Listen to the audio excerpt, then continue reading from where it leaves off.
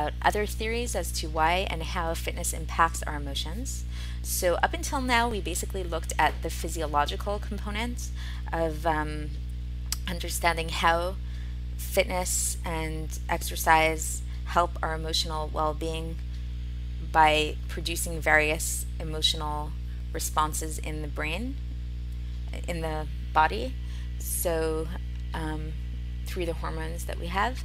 Now we're just going to look at a few other ideas that I came up with, just from various things that I read in my own experience about how it is that fitness impacts our emotions in a positive way. I'm sure that there are other ones that you might be able to think of, but these are just a few.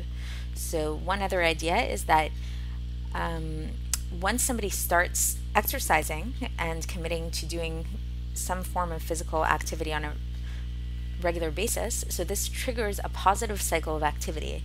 So we feel good because of the hormones and everything that we talked about before that are released during exercise, and this will cause somebody to be less likely to mess up afterwards by overeating or resorting to other unhealthy patterns, unhealthy routines that they might have done before. Another reason why and how exercise can help our emotional well-being is it actually inspires positive self-perception. So if somebody completes a workout, so they feel accomplished and they feel like a fit person. So very often the question comes up as to if somebody's trying to lose weight, what should they start with first? Should they start with diet or should they start with exercise? So of course, the most commonsensical answer is to do both, and that is probably the best thing to do. But if somebody really had to choose between the two, if I were to advise as to what a person should start with, I would say that they should begin with exercise. And the reason why is because of the last point we mentioned, and this one as well, is that when you exercise, this will motivate a person to have a different perception of themselves as a person, to think of themselves as a fit human being, and this will cause them to sort of jumpstart their general health regime in losing weight and being healthier on all levels. And then another point is that just very simply, if it feels good physically, then it feels good emotionally. So everything